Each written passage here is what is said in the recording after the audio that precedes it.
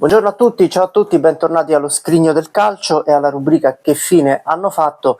Qualche tempo fa, diversi mesi fa, ormai credo quasi un anno fa, abbiamo parlato della Lodigiani che era ed è stata la terza squadra di Roma dopo Lazio e Roma, e oggi parliamo della Rondinella che è stata ed è a tutt'oggi la seconda squadra di Firenze, cosa che forse non tutti sanno. Non ha avuto uno splendore particolare, il suo ricordo è legato soprattutto agli anni 80.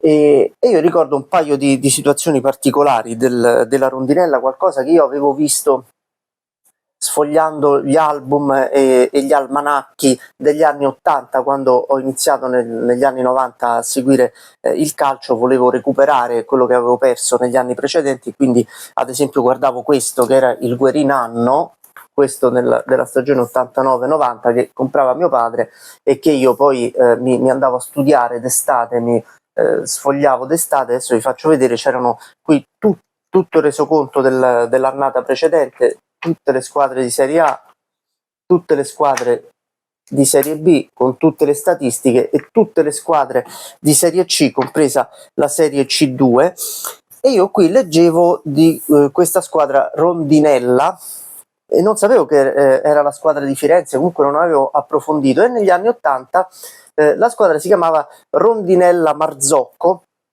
ed era indicata sulle figurine, sugli album, con un acronimo RM Firenze, e a me dava l'idea che si chiamasse Roma Firenze, quindi dicevo: ma perché questa squadra si chiama Roma Firenze, che sembra un'autostrada? In realtà era Rondinella Marzocco Firenze, ed è stata per sempre, cioè da sempre, la seconda squadra di Firenze. Ha ottenuto il suo primo grande risultato nella stagione 78-79 con la prima promozione in C2. Ha fatto 5 campionati di C1 negli anni 80, dall'82-83 all'86-87, è tornata poi in C2. Io vi faccio vedere l'ultima serie C2 degli anni 80, 89-90 col 17° posto, eccolo qui, della Rondinella, maglia biancorossa.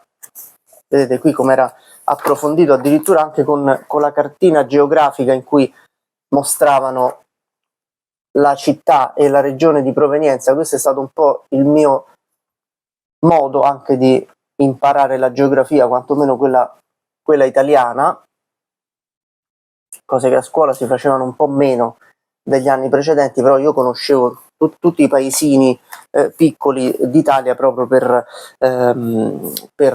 le figurine, per il calcio. Ve lo faccio rivedere, eccolo qui, e accanto c'è la Sarzanese, un'altra squadra abbastanza dimenticata oggi. Comunque la Rondinella non fa più parlare di sé negli anni 90, fino alla fine degli anni 90, quando torna in C2 nel 98-99, peraltro guidata in campo da Marco Baroni, l'attuale allenatore della Lazio, che diventa poi allenatore della Rondinella, e la Rondinella resta in C2 fino al 2001-2002 proprio con allenatore Baroni. Vi faccio vedere l'album 2000-2001 con lo scudetto diverso e con la denominazione diversa, adesso è Rondinella Impruneta, eccolo qui.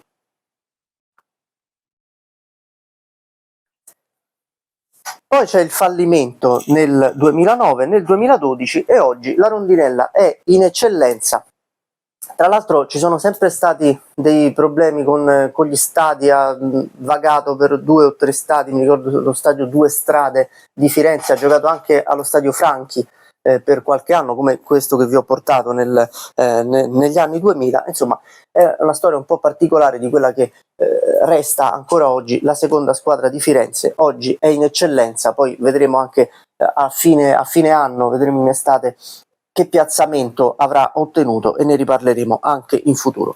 Questa è la storia della Rondinella, la seconda squadra di Firenze, Rondinella Marzocco, Rondinella Impruneta, chiamatela come vi pare. Rondinella è un nome che a me ricorda sempre questa squadra particolare, questa squadra simpatica, che ha anche il suo gruppo di tifosi, nonostante Firenze sia una squadra praticamente tutta spostata, tutta concentrata sulla Fiorentina. Magari ci sono anche tanti tifosi della Fiorentina che seguono la rondinella qualche volta, o comunque che ne seguono i risultati, un po' come i tifosi della Lazio e della Roma seguivano la Lodigiani. Mi raccomando, iscrivetevi al canale se non l'avete ancora fatto, lasciate like, commenti, ecco, ditemi se ricordate queste squadre e suggeritemene qualcuna dimenticata, lo avete fatto, io me le sto segnando tutte e poi pian piano ve le racconto. Ci vediamo domani, ciao.